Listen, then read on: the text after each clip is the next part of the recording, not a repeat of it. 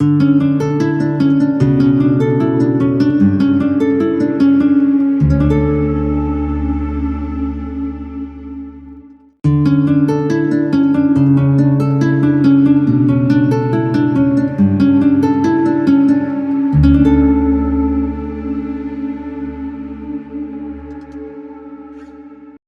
की तारीफ हो, उसकी सिताइश करते हैं जिसने हम सब पर यह फजल किया कि मिलकर उसकी हजूरी में बैठ सकें, उसकी तारीफ कर सकें, उसकी सिताइश कर सकें और खुदावंद के जिंदा पाक कलाम पर गौर कर सकें। एक आयत मेरे सामने है, इसका पहला हिस्सा मैं आपके सामने पढ़ना चाहता हूँ। ज़बूर 89 उसकी वर्स नंबर 48 आयत नंबर 48 और इसके पहले हिस्से में यूँ लिखा है, वो कौन सा आदमी है जो जीता ही रहेगा और मौत को ना देखेगा। आमीन। एक सवाल है जो ज़बूर नवीस मुझसे और आपसे पूछता है, ऐसा कौन सा आदमी है जो सदा जीता ही रहेगा? क्या यहाँ पर कोई ऐसा शख्स बैठा हुआ है जो ये दावा करे कि मैं इस जमीन पर अब हमेशा हमेशा के लिए रहने वाला हूँ, मैं नहीं मरूंगा? हो सकता है किसी का ये ख्याल हो कि मुझे तो शुगर भी नहीं है, मुझे तो ब्लड प्रेशर भी नहीं है, मेरे गुर्दे भी ठीक काम कर रहे हैं, मेरे फेफड़े भी ठीक हैं और मेरी बॉडी का हर एक ऑर्गन बिल्कुल एप्रोप्रिएट तरीके से काम कर रहा है, मैं मरने का नहीं। आपको पता है कि एक बहुत मशहूर सिंगर था माइकल जैक्सन, अपने ज़माने का बहुत मशहूर सिंगर गुजरा है। जो मेरी एज के लोग हैं वो उसे जानते हैं, ये जो छोटे बच्चे बैठे हैं शायद ये ना उसको जानते हो। माइकल जैक्सन का ये दावा था, उसने कहते हैं किसी को अपना हाथ दिखाया, तो उसने जब हाथ दिखाया तो उसने उससे पूछा कि मुझे बता कि मैं कब मरूंगा। उसने कहा तू जल्द मर जाएगा। तो उसने कहा मैं तुझे ये बताना चाहता हूं कि मैं जल्दी मरूंगा नहीं, मैं 150 साल की उम्र में मरूंगा। कितनी उम्र में जी? 150 साल की एज में मैं मरूंगा। 3 चीजों से उसे नफरत थी, मरने से, गुर्बत से और काले रंग से। काले रंग पे भी उसने गलबा पा लिया, सर्जरियां करा करा के उसने अपना रंग चिट्टा कर लिया। ब्लैक नीग्रो था, लेकिन उसने इतनी प्लास्टिक सर्जरीज करवाई कि उसने अपनी पूरी बॉडी को व्हाइट कर लिया। वो कहता था मुझे काले रंग से नफरत है, क्योंकि उस जमाने में कालों से नफरत की जाती थी। तो उसने समझा कि अगर मैं गोरा रंग कर लूंगा तो शायद मुझे लोग पसंद करें, मुआशरे में मेरी इज्जत बन जाए। दूसरी नफरत उसे गुर्बत से थी, गुर्बत को भी उसने दूर किया। उसने गाना शुरू किया तो वो बहुत जल्द पूरी दुनिया में मशहूर हो गया, पूरी दुनिया में कॉन्सर्ट्स करने लगा। इतना पैसा उसने कमा लिया कि शायद ही किसी के पास इतनी जल्दी इतनी दौलत आई हो। तीसरी नफरत उसे मौत से थी, लेकिन मौत को वो ज्यादा देर टाल ना सका। उसने अपने घर में डॉक्टर्स की एक फौज रखी हुई थी जो आते जाते उसका चेकअप करते थे। जब वो घर से बाहर निकलता था उसका बीपी चेक किया जाता था कि इसका ब्लड प्रेशर ठीक है, इसकी शुगर ठीक है, सब कुछ ठीक है। फिर जब वो वापस आता था फिर उसका चेकअप होता था। हर हफ्ते में उसके 2-3 बार ब्लड टेस्ट होते थे, क्योंकि उसने डॉक्टर्स को मुकर्रर कर रखा था इस बात के लिए कि मैं मरना नहीं चाहता, आपने मुझे बचाना है और अगर छोटी सी भी कोई बीमारी मेरी बॉडी के अंदर उठ रही है तो आपने उसको हाईलाइट करना है, पॉइंट आउट करना है, मैं उसका फौरी तौर पर इलाज करवाऊंगा। लेकिन हुआ क्या, जिस दिन उसने मरना था उसको 10 मिनट भी नहीं मिले और वो कूच कर गया। तो ज़बूर नवीस पूछता है ऐसा कौन सा आदमी है जो सदा जीता ही रहेगा? बड़े मालदार लोग थे वो इस दुनिया में थे, उनका ये ख्याल था कि मेरे बगैर ये फैक्ट्री नहीं चल सकती, मेरे बगैर ये इदारा नहीं चल सकता, मेरे बगैर ये मुल्क नहीं चल सकता। लेकिन आज वो सब लोग कब्रिस्तान में हैं, उनकी डेड बॉडीज वहां पर हैं। तो ज़बूर नवीस पूछता है क्या कोई ऐसा बंदा है जो सदा जीता ही रहेगा? अगर मैं आपसे पूछूं तो आप कहेंगे कि पादी साहब हम ये बात जानते हैं कि हमने मर जाना है, हमें अपने मरने का भी दिन नहीं पता। क्या यहाँ पे कोई ऐसा है जिसको पता है कि वो फलां डेट पे फलां टाइम पे मरेगा? किसी को नहीं पता। किसी को अपनी मौत का अंदाज भी नहीं पता कि हम कैसे मरेंगे। वो लोग जो एक्सीडेंट में, रोड एक्सीडेंट में मरते हैं, उन्हें पता नहीं होता कि आज हम जब इस सफर के लिए निकल रहे हैं तो फिर हम वापस नहीं आएंगे, फिर हमारी डेड बॉडी वापस आएगी। बहुत से लोग बाजार में खरीदो फरोख्त करने गए पिछले सालों में, वो बम की नजर हो गए, बम फटा वहां पे और वो मर गए, उनकी लाश भी नहीं मिली, बोटियां बोटियां हो गई उनकी। मौत की कोई शक्ल नहीं है, मौत का कोई वक्त नहीं है। मैं और आप ये नहीं जानते कि हम कब मरेंगे। अगर मैं आपसे पूछूं आप सब यही कहेंगे कि जी सर हमें ये पता है कि हम मर जाएंगे। लेकिन सवाल ये पैदा होता है अगर हमने मर जाना है तो क्या आपने कभी ये सोचा है कि मरने के बाद हम कहां जाएंगे? ये दूसरा सवाल है जो यहां नहीं लिखा।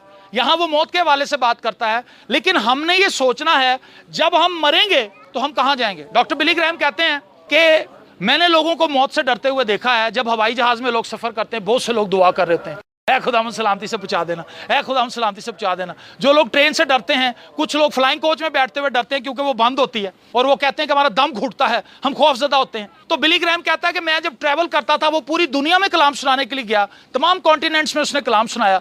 तो कहता है कि जब मैं जहाज में सफर करता था तो मैं देखता था कि वो लोग जिन्होंने शायद ही कभी दुआ की हो, लेकिन वो जहाज में बैठ कर कांप रहे होते थे और वो दुआ करते थे, क्योंकि मरने से हर किसी को डर लगता है। मैंने 90 साल 95 साल के लोगों के लिए भी दुआ की है और उन्होंने कहा कि बेटा दुआ करो कि हम ठीक हो जाएं, हम मर ना जाएं। 95 साल का शख्स जिसने जमीन पर 95 साल गुजारे, अब उसने और क्या देखना है। शादी उसने कर ली, बच्चे उसके पैदा हो गए, बच्चों की शादियां कर दी, बच्चों के बच्चे हो गए। जिस शख्स की 95 साल एज है तो वो तो अपनी चौथी पुश्त भी देख चुका है, लेकिन तो भी वो मरना नहीं चाहता। वो मौत से खौफ ज़दा है, क्योंकि वो मौत के लिए प्रिपेयर नहीं है। वो बच्चे जिन्होंने इम्तिहान में तैयारी नहीं ना की होती, वो बहुत डरते हैं इम्तिहानों से। जो बच्चे पढ़ रहे होते हैं उनके अंदर एक क्रेज होता है कि कब इम्तिहान आएंगे, मैं पेपर दूंगी, मैं पास हो जाऊंगी, मैं नेक्स्ट लेवल में चली जाऊंगी। जिस बच्चे ने तैयारी ही नहीं की होती वो तो कांपता रहता है। वो कहता खुदाया बारिश ही हो जाए और आज का पेपर कहीं मिस हो जाए, या आज का पेपर ही आउट हो जाए, पेपर लीक हो जाए, ताकि 2-3 दिन आगे पड़ जाए, क्योंकि वो तैयार नहीं है, वो प्रिपेयर नहीं है। मौत से वो लोग डरते हैं जो तैयार नहीं है। और मैं ये बात बड़े वसूख से कह सकता हूं, बड़े दावे के साथ कह सकता हूं, बड़ी दिलेरी से कह सकता हूं कि आज लोग तैयार नहीं।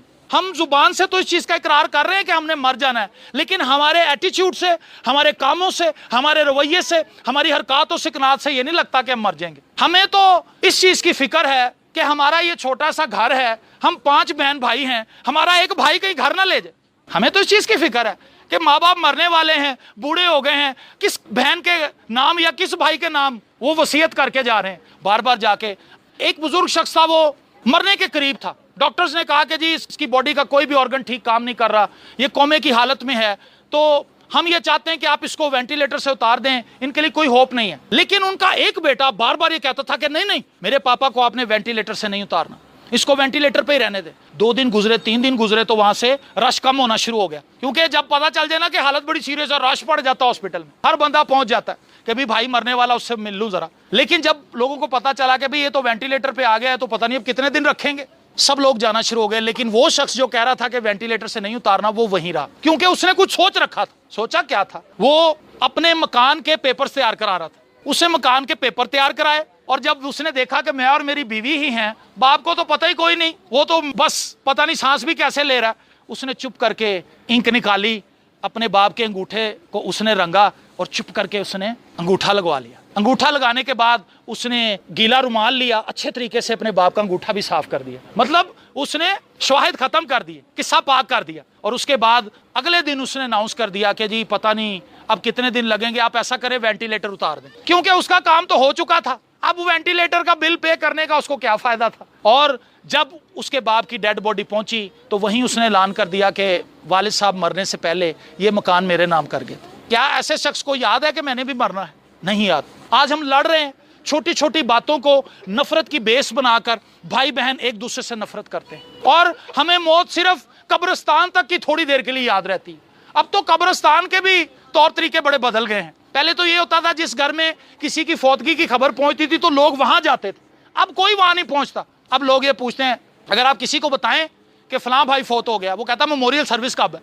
जनाजे का नहीं पूछता, वो मेमोरियल सर्विस का पूछता है, क्योंकि उसे पता है मेमोरियल सर्विस पे खाना मिलेगा, खूब VIP पार्टी होगी, मेल मिलाप होगा, मिलेंगे। इतना रश जनाजे पे नहीं होता जितना मेमोरियल सर्विस पे लोग आते हैं। और लोग ये पूछते हैं कि भाई साहब बताइए जनाजा कितने बजे है। लोग एक दूसरे के साथ जुड़े रहते हैं, फोन करते रहते हैं, मैसेज करते रहते हैं कि भाई जनाजा उठा लिया, जनाजा उठा लिया, जनाजा उठा लिया। इतने लोग मैयत वाले घर में नहीं होते जितने कब्रिस्तान में खड़े होते हैं, और वहीं से दफना के 5 मिनट में अपने अपने घर वापस। हम कुछ देर के लिए भी मौत के बारे में सुनना नहीं चाहते, सोचना नहीं चाहते। हम चाहते हैं कि मौत का जिक्र ना किया जाए, बस अपने आप को खुश करें दुनियावी कामों से। व्हाट्सएप भेज रहे हैं, सेल्फियां खींच रहे हैं और सेल्फियों में गुम हो गए। मैं अक्सर ये बताता हूं कि अब तो शादियों का भी ट्रेंड बहुत बदल गया। हमारे जमाने में ऐसा होता था कि सीधी कुर्सियां लगती थी, भाईजान मैं सही कह रहा हूं, सीधी कुर्सियां लगती थी, राउंड टेबल का जमाना नहीं था, वो सीधी कुर्सियां लगती थी और फंस फंस के लोग वहां से गुजर के बैठते थे। जगह भी कम होती थी आमतौर पे, उस वक्त शादी हॉल का भी इतना नहीं था, बाहर ही इंतजाम किया जाता था, गली के अंदर तंबू लगा के, वो फूल बने होते थे बड़े बड़े उसके ऊपर, और कुर्सियां होती थी, उसके ऊपर लोग बैठ जाते थे, शादी होती थी, मेल मिलाप होता था, डीजे भी नहीं होता था। अब तो डीजे ने मत मारी होती लोगों की, साथ बैठे हुए बंदे की सुनाई नहीं दे रही होती कि ये क्या कह रहा है। बीवी कह रही है कि मेरे चावल ले आओ, वो शोहर नान ले आता है, वो कहती मैंने चावल मंगाए थे आप नान उठा लाएं, वो कहता भी समझ नहीं आंटी मैं क्या करा। ये हालात हैं। और उस जमाने में इतनी तंग जगह पे भी अगर कोई बेटी ये देखती थी कि मेरा ताया या मेरा चाचा या मेरा फुफा या मेरा खालू बैठा हुआ है, वो उसको सलाम करने के लिए जाती थी, उन कुर्सियों में से गुजर के भी। वो कहती थी हमारे बुजुर्ग हैं, मैं इनसे प्यार ले लूं, मैं इनसे ब्लेसिंग ले लूं। वो कहती थी सलाम ताया जी, सलाम चाचा जी, और वो उसको बरकत देता था कि बेटा खुदा तुझे बरकत दे, खुदा तुझे भाग लगाए। आज राउंड टेबल्स हैं, खुली जगह है, कोई किसी को नहीं देख रहा, कोई बंदा अपने टेबल से उठ के जाते नहीं, वो घर से ही एल्फी लेके जाता है, वो उठता ही नहीं है। और रही सही कसर निकाल दी सेल्फी ने। सेल्फी का मैं मतलब समझता हूँ सेल्फिश, ऐसे ही है ना, जो सेल्फी उतारने वाला किसी को देखता ही नहीं, बस वो अपने आप को ही देख रहा है, अपने आप को ही देख रहा है, टक टक टक टक टक। एक शादी में मैं गया तो वहाँ पर एक नौजवान को मैंने देखा, कभी वो गुलदान के पास खड़ा हो जाए, कभी वो शीशे के पास खड़ा हो जाए, बस वो तस्वीरें उतार रहा था। मैंने कोई तुक्का लगाया, अंदाज़ा लगाया कि उसने 350 के लगभग तस्वीरें खींची। तो मैंने उसको बुलाया नौजवान को, मैंने कहा और बेटा कैसे हो आप, ठीक ठाक हो? कहता जी अंकल मैं ठीक हूँ। मैंने कहा बेटा आपने तकरीबन कितनी को तस्वीरें खींची होंगी? हंसने लगा, कहता आप क्यों पूछ रहे हैं? मैंने कहा क्योंकि मैं देख रहा हूँ आप जब से आए आप तस्वीरें खींच रहे हैं, आप कुछ और नहीं काम कर रहे। उसने कहा काफ़ी खींच ली। तो मैंने कहा आप इतनी तस्वीरें रखेंगे कहाँ? कहता घर जाके डिलीट कर दूंगा। सोचें, हम उन कामों में अपना टाइम वेस्ट कर रहे हैं जिनका कोई फायदा ही नहीं, जिनका कोई मसरफ ही नहीं। एक आम मोबाइल से जो तस्वीर खींची जाती है वो 4 MB की 5 MB की होती है। अगर उसने 350 तस्वीरें खींच ली तो उसने कई GBs अपने ऑक्यूपाई कर लिए। तो जब घर जाएगा वो उसमें से 4-5 ही तस्वीरें अपने लिए रखेगा, बाकी सब उड़ा देगा। लेकिन उसने सारे फंक्शन में ना किसी से बात की, ना उसने किसी को सलाम किया, ना उसने किसी का हाल पूछा, ना उसने किसी से कहा कि और भाईजान आप कैसे हैं, आपका कारोबार कैसा, आपके बच्चे कैसे हैं, आपकी तबीयत ठीक है, आजकल क्या हो रहा है। नो, उस जमाने में जब शादियां होती थी लोग एक दूसरे से मिलने के लिए जाते थे। आज लोग एक दूसरे को फैशन दिखाने के लिए जाते हैं, एक दूसरे को चिढ़ाने के लिए जाते हैं, एक दूसरे को दबाने के लिए जाते हैं, एक दूसरे पर सबकत ले जाने के लिए जाते हैं। एक ही शादी में 3-3 सूट बदल के आते हैं। वो शादी में सूट ही बदलते रहते हैं, उन्हें पता ही नहीं चलता शादी में हुआ क्या। एंट्री का सूट और है, खाने का सूट और है, दूल्हे की एंट्री का सूट और है, भाई सूट ही सूट है। शादी की खुशी अब कहीं नहीं है, गम ही गम है, क्योंकि हमने अपने जो खुशी के त्यौहार थे उनको भी गम में खुद ही बदल लिया। ज़बूर नवीस पूछता है ऐसा कौन सा आदमी है जो सदा जीता ही रहेगा। मुंह से हम ये कहते हैं कि जी हम मर जाएंगे, बस थोड़े दिन ही है जी, पानी के बुलबुले। एक बंदे से मैंने पूछा, कहता जी बस जिंदगी पानी का बुलबुला है सर, बुलबुला कब फट जाए पता कोई नहीं। एक बंदा कहता जी जिंदगी चाबी की तरह है, पता नहीं बेटा कब चाबी खत्म हो जाए। अच्छा, बड़ी बड़ी डिस्क्रिप्शंस हैं हमारे पास, बड़ी बड़ी डिटेल है, मौत के हवाले से बड़े बड़े हमने खूबसूरत अल्फाज याद कर रखे हैं। लेकिन क्या हमने कभी ये सोचा है कि जब मेरी उम्र बढ़ रही है मैं किस तरफ जा रहा हूँ? हम तो नहीं ये सोच रहे, हम तो नफरतों से भरे हुए हैं। एक बात पादी साहब की मुझे याद आई, पास्टर जस्टिन की। वो कहते हैं कि मैं कराची में कलाम सुनाने गया, तो जब इबादत खत्म हो गई तो 2 बहनें आपस में धाड़े मार कर रोने लगी। तो कहते हैं मैंने सोचा कि यार ये तो शुक्रगुजारी की इबादत थी, तो ये इतना ज्यादा रो क्यों नहीं है? तो किसी ने उनको बताया कि जी ये 24 साल से लड़ी हुई थी, 25 साल से लड़ी हुई थी, नाराज थी एक दूसरे से, और आज 25 साल के बाद इन्होंने फैसला किया कि चलो एक दूसरे से मिल लो, एक दूसरे को माफ कर लो। कलाम कहता है कि शाम तक तेरी खफगी ना रहे। अगर आप सुबह किसी से लड़े हैं तो शाम ना होने दें, शाम से पहले उससे सुलह कर लें। खा वो मियाँ बीवी हैं, खा वो माँ बाप हैं, खा वो बेटा और बाप है, खा वो सास और बहू हैं, कोई भी रिश्ता है, शाम तक अपनी खफगी अपने दिल में ना रखें। लेकिन हम तो साल से भूले बैठे हैं, ओ ना भाई उनको शादी में ना बुलाना, हमने उन पर मिट्टी डाल दी हुई है, हमारी तरफ से वो फिनिश है। क्या ऐसी नफरत करने वाला शख्स, उसे ये याद है कि मैंने भी मरना है? जब आप मरेंगे तो बाइबल मुकद्दस में एक कहानी बड़ी मशहूर है जो हमेशा ही सुनाई जाती है, लाजर की कहानी। गरीब आदमी लाजर जिसकी बॉडी पे नासूर थे, वो बाहर पड़ा रहता था, अमीर आदमी का घर था, उसके बाहर वो लेटा रहता था गेट पे। वो जब निकलता था उसके मजदूर या उसके जो मुलाजिम थे, कुक वगैरह, खाना जो वेस्ट होता था बाहर फेंकते थे, वो वहीं से खा लेता था। उस अमीर आदमी ने कभी नहीं सोचा कि मैं इस गरीब आदमी को एक सूटी लेके दे दूं, ये फटे पुराने कपड़े पहन के फिरता है, इसका इलाज ही करवा दूं। उसने कभी नहीं सोचा, वो अपनी मस्ती में था। आज हमने भी कभी किसी के लिए नहीं सोचा, हर बंदा बस अपने लिए दौड़ रहा है, हर बंदा बस अपने लिए फिक्र कर रहा है। पुराने ज़माने में ये भी हमने देखा है कि एक फैमिली होती थी, उसमें अगर किसी बेटी की शादी है तो वो सबकी शादी होती थी, हर भाई अपनी कंट्रीब्यूशन करता था। वो कहता था कि भाई ये तेरी बेटी नहीं है, ये मेरी बेटी है। आज ये कल्चर खत्म हो चुका है क्योंकि हमारे अंदर मसीह की मोहब्बत नहीं है। हम कहते हैं कि भी वो बेटी उसी की बेटी है, मेरी नहीं है, वो बेटा उसका बेटा है, उसको नशा करने दो, हम उसको क्यों समझाएं भाई?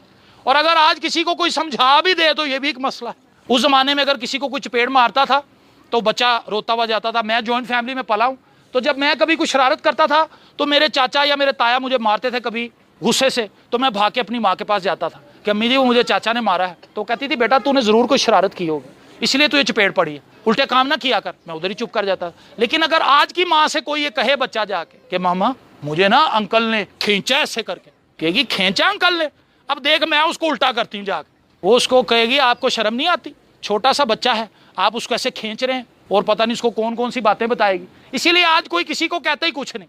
अगर किसी का बच्चा बिगड़ रहा है सब चुप है, मुंह पे सबने जिप्पें लगाई हुई हैं, क्योंकि उन्हें पता है भाई इसकी माँ बड़ी बदतमीज है, इसका बाप बड़ा बदतमीज है, वो तो हमारे सर के बालों को पड़ जाएंगे।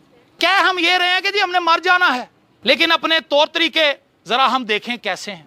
ना हम किसी की बात को बर्दाश्त कर सकते हैं, ना हम किसी से मोहब्बत कर सकते हैं, ना हम टाइम पे चर्च जा सकते हैं। मैंने देखा लोग 12 बजे भी आ रहे होते हैं, चर्च का टाइम जब खत्म हो रहा होता है उस वक्त एंटर हो रहे होते हैं, जगह ढूंढ रहे होते हैं। ऐसा ही है ना, चर्च का भी कोई तकद्दुस नहीं, कलाम भी कभी नहीं पढ़ा, दुआ भी कभी नहीं की, और बस उन्हें लगता है कि दुनिया यही है भाई, पैसा कमाओ, अयाशी करो, शराबें पियो, सिगरेटें पियो, नशाबाजी करो, जिंदगी गुजारो, बस यही सब कुछ है। और फिर कहते हैं भाई हमने तो आज तक किसी से बुरा नहीं किया। हम नहीं किसी से बुरा करते, मैं तो कभी झूठ ही नहीं बोलता, मैंने तो भाई आज तक किसी का दिल नहीं दुखाया। अपनी अदालत खुद ही करके अपने आप को क्लियर कर लेते। लेकिन याद रखें, मरने के बाद एक अदालत है। वो अमीर आदमी जिसका हम जिक्र कर रहे हैं वो मर गया, लिखा जब उसने अपनी आंख खोली तो अजाब में देखा अपने आप और रोने चिल्लाने लगा, और बाप अब्राहम की गोद में उसने देखा कि हैं गरीब आदमी पड़ा है। अमीर आदमी मरा तो उसने अपने आप को अजाब में मुब्तला देखा, गरीब आदमी जब मरा तो उसको फरिश्ते लेने के लिए आए। इसलिए नहीं कि वो गरीब था, शायद आप ये समझे कि मैं बड़ी गरीब हूं इसलिए खुदा की बादशाही में चली जाऊंगी। नहीं नहीं नहीं, अमीरी और गरीबी की बात नहीं है। खुदा की बादशाही में वो जाएंगे जिन्होंने खुदावंद को कबूल किया है, जो खुदा के साथ चलते हैं, जो उसके कवानीन के मुताबिक जिंदगी गुजार रहे हैं, जिन्होंने अपना आप खुदावंद के सुपुर्द कर दिया है, और जो इस जमीन पर अपने आप को मुसाफिर और परदेसी समझते हैं, जिन्होंने अपना ओढ़ना बिछोना इस जमीन को बना रखा है, वो तो खुदा की बादशाही में नहीं जाएंगे। उनकी मोहब्बत जमीन से है, वो जमीन में ही जाएंगे, लेकिन जिनकी मोहब्बत आसमान से है वो आसमान पर जाएंगे। हालेलुया। तो अमीर आदमी कहने लगा ओह ये गरीब लाजर यहां पहुंच गया। उसने कहा खुदावंद मुझे बड़ी तकलीफ हो रही है, बड़ी प्यास लग रही है, मेरा हलक खुश्क हो चुका है। ऐसा कर कि इस लाजर को कह के अपनी उंगली की एक फिंगर टिप गीली करे और आके मेरी जुबान पे लगाए ताकि मेरा गला तर हो। यीशु मसीह ने उस तमसील के अंदर बताया, उस अमीर आदमी से कहा गया अब वक्त गुजर चुका है। याद कर जब नबियों ने तुझे कलाम सुनाया, खुदा के खादिम आए, बड़े तरीके से मैंने तुझे अपनी तरफ लाने की कोशिश की, तू नहीं आया भाई। तेरे दरमियान और हमारे दरमियान एक गड़ा है, जो उधर है वो इधर नहीं आ सकते, जो इधर है वो उधर नहीं जा सकते। उसको याद आया कि मेरे तो 5 भाई और हैं और वो मेरे से भी ज्यादा बुरे हैं। तो कहने लगा खुदावंद ऐसा कर कि ये लाजर को नीचे भेज दे, ये जाके मेरे 5 भाइयों को अकल दे कि तुम्हारा भाई ऊपर बड़ी मुश्किल में है, तुम अपने बुरे काम छोड़ दो और तौबा कर लो, अपनी जिंदगी खुदावंद को दे दो। ये भी उसकी रिक्वेस्ट रिजेक्ट कर दी गई। यीशु मसीह ने कहा जब वो जिंदों की नहीं सुन रहे तो मुर्दे की कैसे सुनेंगे।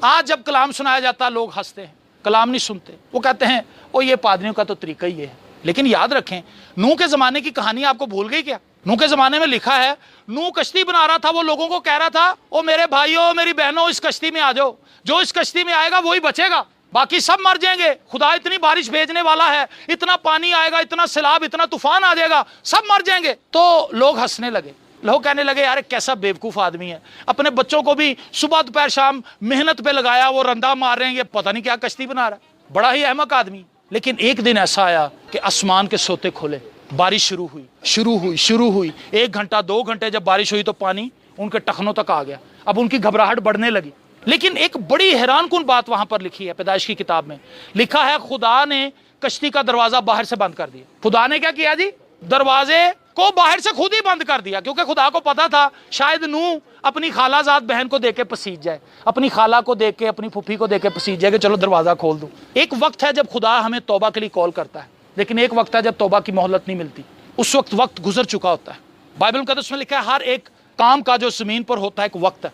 आज खुदा मुझे और आपको ये मौका दे रहा है कि हम अपनी जिंदगी पर गौर कर लें। हमने हवाला पढ़ा था ऐसा कौन सा आदमी है जो सदा जीता ही रहेगा। अगर हमने सदा जीता ही नहीं रहना, हम थोड़ी देर के लिए यहां पर आए हैं, तो फिर हमें क्या करना है, हमें तौबा करनी है, अपनी जिंदगी खुदावंद को देनी है, और वो करना है जो खुदा के कलाम के मुताबिक लिखा है।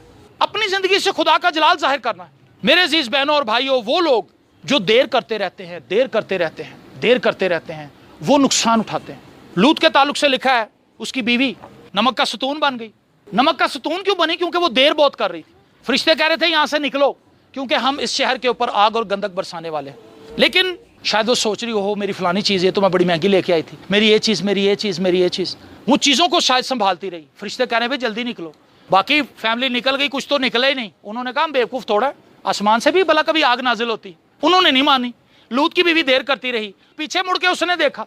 कई बार हम पीछे ही मुड़ के देखते रहते हैं। हमें दुनिया से बहुत मोहब्बत है, दुनिया से बहुत मोहब्बत है। हम इसको हासिल करने के लिए शब रोज मेहनत कर रहे हैं, आसाइशें हासिल करने के लिए, और हम ये चाहते हैं कि हमारी लाइफ सबसे बेस्ट हो, कोई दुख ना हो, कोई गम ना हो, कोई बीमारी ना हो, कोई रंज ना हो, कोई हमें तंग ना करे, कोई बुरी खबर हम तक ना पहुंचे, बस हम सेफ एंड साउंड रहें, सिक्योर रहें।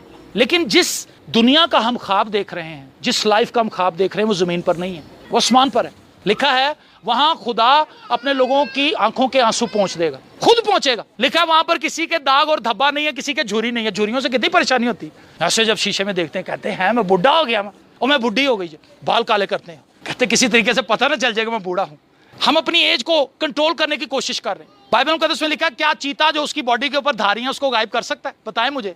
बंगाल टाइगर जो है उसकी बॉडी के ऊपर जो काली धारियां हैं, अगर वो ये सोचे कि आज मैं अपनी धारियां उड़ा के ही छोड़ूंगा, और वो दीवार के साथ रगड़े, कभी इधर को रगड़े, कभी वो अपनी खाल उधेड़ लेगा, लेकिन जब उसकी नई खाल आएगी उस पर फिर वही पट्टियां होंगी ब्लैक वाली।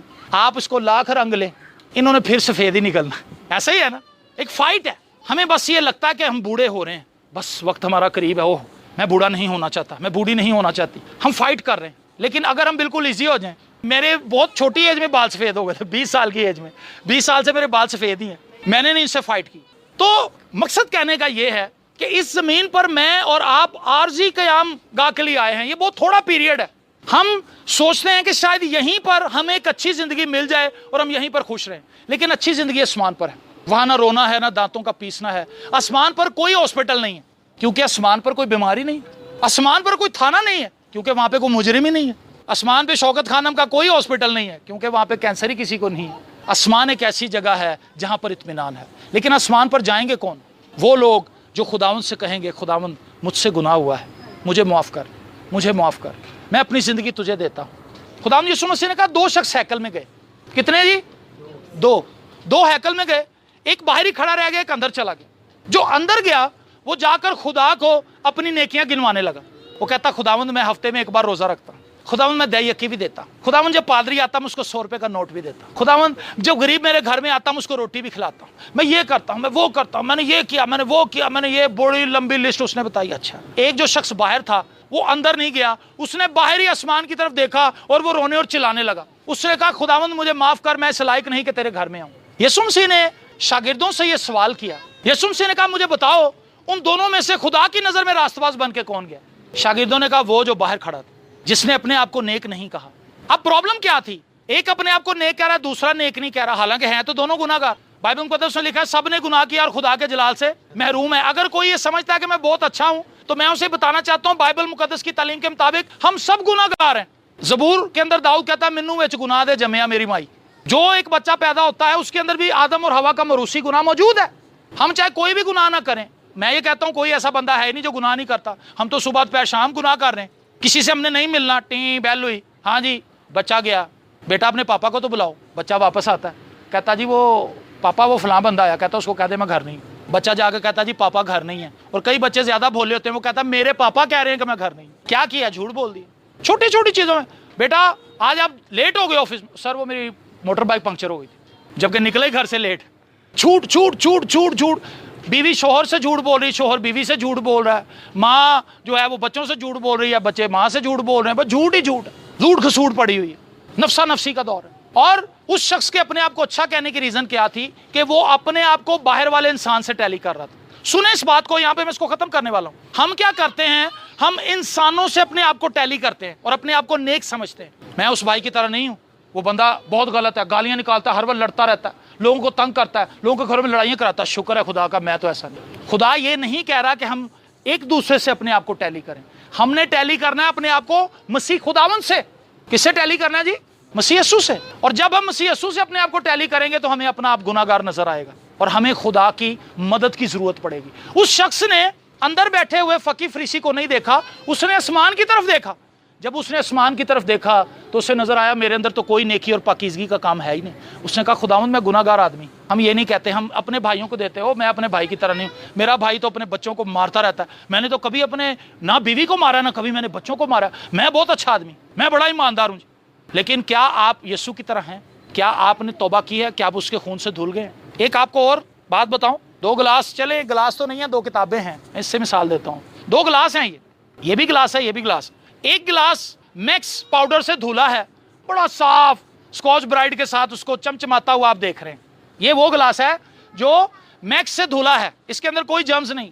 दूसरा गिलास है, ये भी वही गिलास है, लेकिन इस गिलास के अंदर हमने बाहर से मिट्टी ला के डाली, थोड़ा सा बाहर बारिश हुई थी, थोड़ा सा गारा भी उठा के लाए, वो भी डाल दिया, एक काकरोच फिर रहा था उसको भी उठा के डाल दिया। उसके बाद हमने नेस्ले की बोतल ली 1.5 लीटर की, मैक्स से जो धुला था उसके अंदर भी पानी डाला नेस्ले का, जो गंदा गिलास है उसके अंदर भी नेस्ले का पानी डाल दिया। पानी भी सेम था, गिलास भी सेम थे, लेकिन उनकी हालत फर्क थी। एक जिंदगी यीशु मसीह के खून से धुल चुकी है, आमीन। जब वो कोई नेकी करेगा तो वो नेकी कंसीडर होगी, लेकिन जब मिट्टी वाले गिलास के अंदर आप साफ पानी भी डालेंगे वो भी गंदा हो जाएगा। हमारी प्रॉब्लम ये है, हम नेकियां करके खुदा को पसंद आना चाहते हैं। अगर कोई बंदा जलेबियां बांट के, बदाना बांट के, मीठी बूंदियां आपके तो बाहर बनती हैं, आपने देखी भी होंगी बट स्वीट में, वहां पे लोग लेने आते हैं जलेबियां और वो बांटते हैं।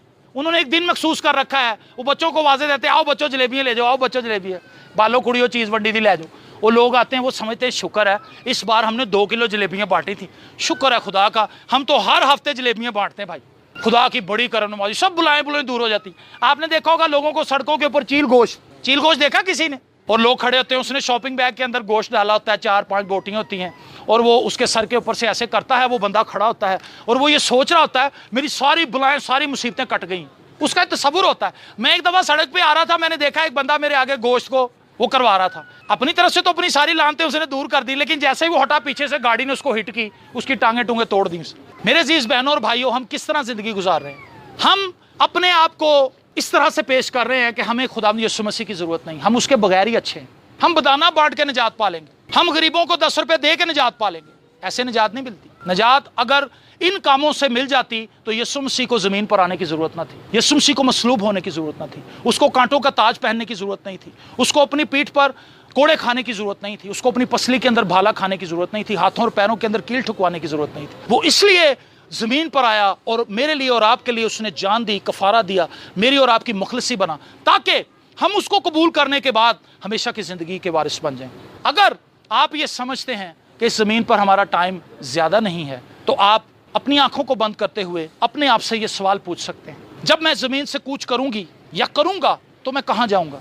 क्या एक ऐसी जगह जहां हमेशा जलता रहूंगा, जहां पर ना खुदा है, ना उसके फरिश्ते हैं, ना खुदा की हजूरी है, वहां पर लोगों की चीखों पुकार है जो आग के अंदर जल रहे हैं? या मैं कैसी जगह पर जाना चाहता हूं जहां पर खुदा के मुकद्दसीन है? इसके लिए फैसला मेरे अजीजों आपने आज करना है। कोई शख्स आसमान पर हादसाती तौर पर नहीं जाएगा, ये फैसला है, ये फैसला है। अगर आपने किसी यूनिवर्सिटी में पढ़ने के लिए जाना है तो आपको दाखिला लेना पड़ेगा। अगर आप किसी ऑफिस में काम करना चाहते हैं, आपको वहां पर जाकर इंटरव्यू देना पड़ेगा, और अगर वो आपको सिलेक्ट करेंगे तब आपको जॉब मिलेगी। अगर ये जिस्मानी काम जो छोटे छोटे हैं, इनको करने के लिए कुछ ज़ाब्ते हैं, कुछ उसूल हैं, तो क्या आसमान पर मैं और आप ऐसे चले जाएंगे? आसमान पर जाने के लिए हमें यीशु मसीह के खून की जरूरत है। तो मैं आपको उभारना चाहता हूं, जिस तरह हमारी ये आंटी आज इस जमीन पर नहीं है हमारे साथ, वो आसमान पर हैं, मैं और आपने भी इस जमीन को छोड़ना है। लेकिन मैं आपसे ये सवाल पूछे जा रहा हूं, ये सवाल छोड़ रहा हूं आपके लिए कि जब हम में से कोई यहां से रुखसत होगा, इस जमीन को छोड़ेगा, हम कहां जाएंगे? कुछ देर के लिए सोचिए।